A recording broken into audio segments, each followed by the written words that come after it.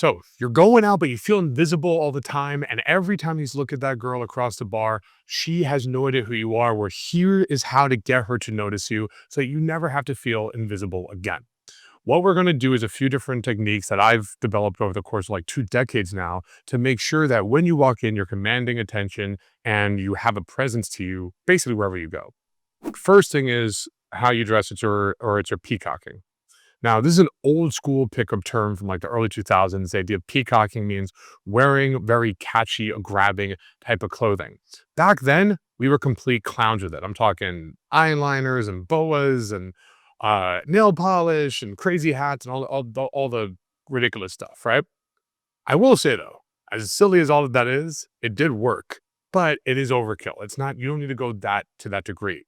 Good peacocking means you have something, maybe even just one piece that stands out from the sea of just like black shirts, blue jeans, basic button downs that every single guy is wearing.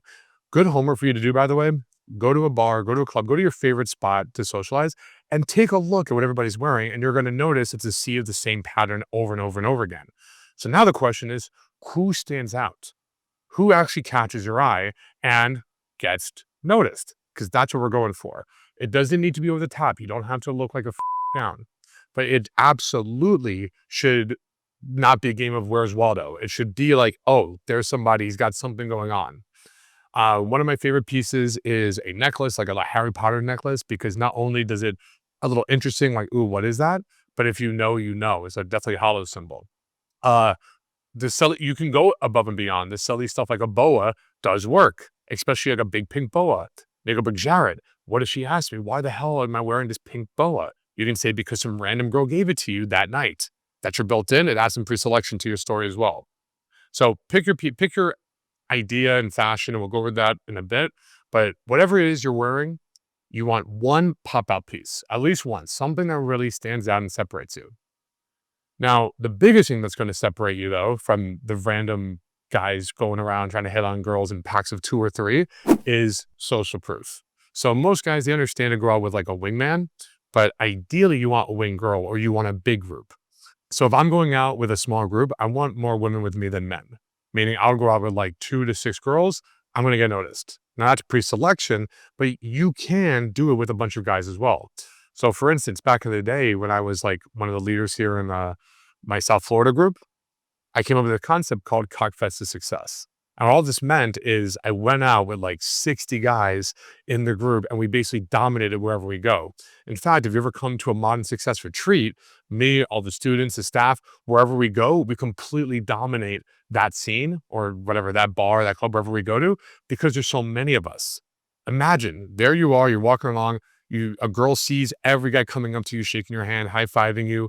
There's a bunch of guys jumping up and down, being silly, goofy with each other. That's going to get noticed. All right. So you can bank on the fact that you're there with multiple people to help it. If you don't have a lot of people, I mean, look, there's a lot of groups. I mean, my group on Success, there's other groups on Facebook groups out there for guys to go out with, or just start building up your social circle. But either way, the more people you have around you, the more people are going to naturally notice you. Peacocking is good when you just start when you're just one person there, but there's nothing weirder than a guy full decked in peacock outfit and he's standing against the wall with a drink, like not talking to anybody. That's a guy that most people want to avoid now. They're noticing you in a bad way. Social proof basically makes sure that no matter what, every person will notice you in a positive way. I'll prove it to you. Imagine you walk into a bar and you see me with a knife in my hand. I'm just going like this, looking around. Really creepy, right? However, what if I had a group of like 5 girls around me or guys and girls around me, and they're laughing as I'm doing this? All of a sudden, not creepy. I'm telling some funny story. I'm okay. There's something that you're missing about it. I'm telling a joke. That is the power of social proof. When you're surrounded, everything gets better.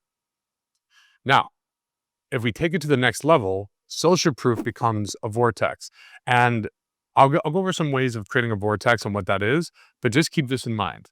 A vortex is the epitome of the old phrase, you always want to be the observed, not the observer. All right? Think about that for a second. If you're looking at other people, if you're observing, that means you're not doing, and it means other people aren't observing you. So always keep that in mind. You want to be the observed, people noticing you. And in order to do that, we use social proof to create a vortex. The vortex is essentially the fun part of the venue. It's where all the people are doing something flashy and fun. Maybe they're dancing, maybe they're jumping around. I've taken it to an extreme before where like I'll be sitting outside the lounge area. I brought my own hookah and we're just like smoking hookah. No one else has that. Where the manager was like, "How did you even get that?" and whatever. But like everybody was talking about it. It could be you're throwing them napkins in the air. It could be just you have a light on you, right? Your phone. You take your phone out and you're recording something and there's flashes and cameras, whatever. Maybe I'm dancing with a girl and I'm throwing her up in the air and we're doing spin moves. Whatever is flashy that's going to get people's attention naturally your way, that is what's going to create the vortex. What we're looking for is as people are doing their partying day to day, they're just chilling, they're naturally growing around you, bigger and bigger. Um, so the club is very good at trying to like create natural vortexes. So for example, they'll like, here's your table. And what do they do when they give you the bottles at the table? They're waving the light wands. They're making big signs. What they're doing is you're paying. Sometimes people pay thousands of dollars for this vortex field where everyone's observing you because they're forcing you to observe with all the craziness that's going on. But you can do it naturally just by getting a lot of people around you and having fun with them. Now, this is the ultimate. This is the kind of real tactic I like to teach guys that separates the creepy pickup guys from the ones who are doing it in a more holistic, natural way. With that said, going a little bit more back to basics, your grooming and fashion are also going to get you noticed. So one easy trick is just grow a beard. I mean, it's makeup for men. If you can grow a beard, grow a beard. But beyond that, you're going to want to see that you are dressed with fitted clothes, not too baggy, not too tight. Um, One great thing that's going to help you get noticed as well is height. There's a lot of amazing footwear out there that can help guys, especially my short king, but you don't have to be. Like I'm 5'10" and I'll still wear it whenever I go out. And that's Don's footwear, elevator shoes, tall man shoes. They give you an extra 2 to 4 inches. That's going to get you noticed more, just the height alone. I know what you're thinking. I'm really confident in myself and I don't need all that. You don't need. The point should be you want to do what's the most effective thing possible. It's not about your confidence or your game. It should just be about if this is going to be one slight edge, I should take every edge I can possibly get. And if it's a game, let's cheat.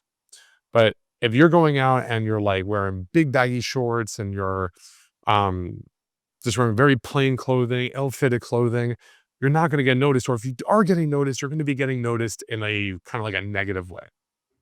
And then positioning. So when guys go to the venue, let's just make it a bar in this case. What do they typically like to do? They want to go out of positioning. They want to be the observer.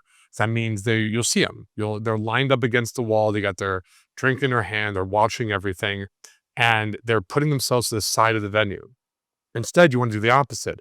You want to position yourself right where the bar is, so that everybody's looking at you, facing you. You want to position yourself in the center of the environment, the center of the venue, so that everybody's walking by you.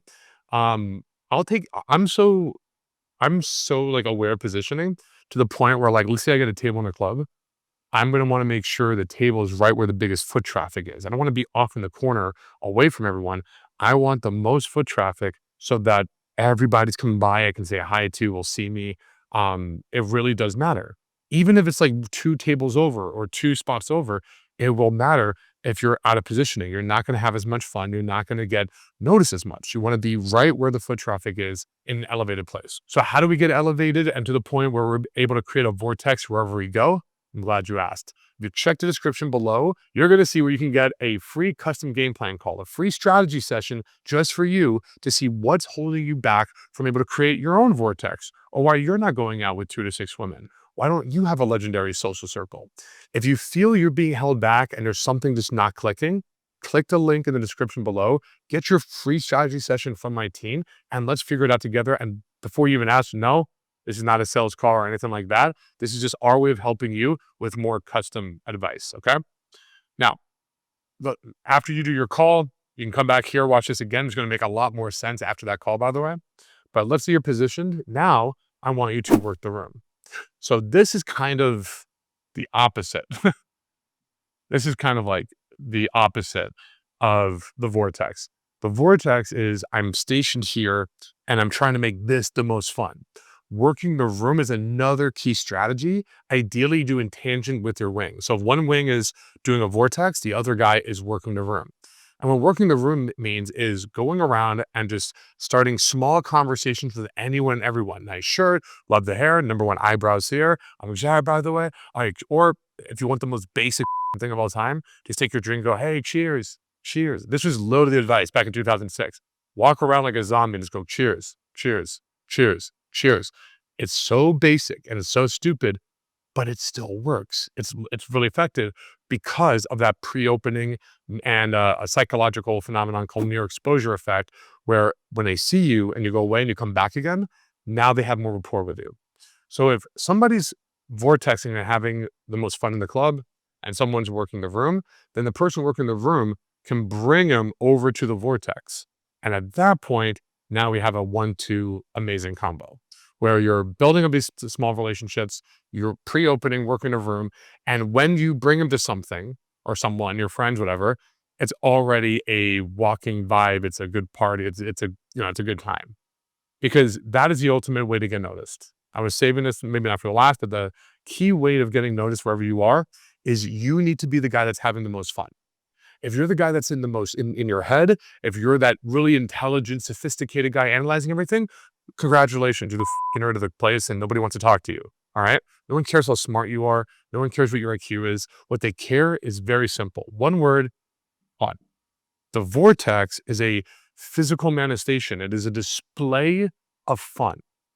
That's what makes it so effective. When there's napkins being thrown in the air, people laughing everywhere, crazy dancing, being silly, you are proving that you are having more fun than anyone else around you. And what a lot of people in the club do is they kind of instinctually know this to a degree, and you're going to see them like walking zombies, like you're putting their hand in the air. They're not having fun. You can look in their face, they're dead inside, but they're just like, yeah, yeah. They're just throwing their hand in the air, like, yeah, I'm having fun. I'm bobbing my head, yeah, but they're not. You need to be the exception. And the only way to do this is get out of your head. When you are actually playing games, being silly, self-amusing, um, approaching people not from a place of, I want something from them, but you're giving value, you're trying to make their night better, that everyone's going to start noticing you because that's why they're up. They're looking for that fun time. They're looking for who's going to lead the night and make it epic. All right. Every girl I know, when they go out with their girlfriend, they go, what's your goal tonight? What are you trying to do here? And every time the girls are like, well, we're just going to see where the night takes us. We're going to see what happens. We're going to see where the fun is. We don't even know. We don't know what's happening, but we want something to happen. So you need to be that something. And a great final tip I'm going to leave you here with is merging. You want to be able to merge groups together. When people see you making introductions, maybe I meet Beth and I introduce Beth to Rachel. If I'm merging those groups, I'm going to get noticed very easily. Here's another kind of like a sneaky way of getting noticed, especially noticed by the girl you're looking for. So let's say this is a group of girls and I want this green girl, okay? Here's me. I come in and I'm with, let's say, my wing girl, okay? So I can come over here and introduce my wing girl to her friends, basically kind of like ignoring the girl I like. What's going to happen when I talk to these girls and introduce them to my female friend? She's going to notice me. She's going to notice me before I notice her. It's a perception thing. I just happen to be introducing and merging this girl with these girls, and she just happens to be there, and she's taking notice of me because her attention is going to go wherever her friends' attention are. Does that make sense? Like if you are dancing with one of her friends, she's going to be watching you, noticing you. So as you merge different groups together, especially people in that group or in the surrounding area, they're going to notice and they're going to be okay with it because of all the things we said before, because you're coming in with a lot of fun, because you probably met them before, you're working a room, because they've been checking you out and you're vortexing. So you go, this is the fun guy. This guy's killing it. And he looks hot. And he's standing out. And he's got friends. When you put all these together, you become the walking vibe. You become the man of the hour where everything clicks and all the girls' heads are turning your direction. But at the end of the day, what does it matter if these girls' heads are turning if you can't walk up and talk to them in the first place? Now, if you're one of these guys that has this crippling approach anxiety where sure, this sounds great. I want to have fun going out. I want to work the room. Yeah, maybe I can put on some clothes, but like, I can't even go up and talk to the girl. Even if she is noticing me, I wouldn't be able to do anything about it anyways. I've already got your back.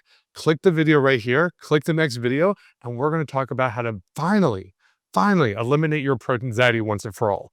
I'll see you in this video.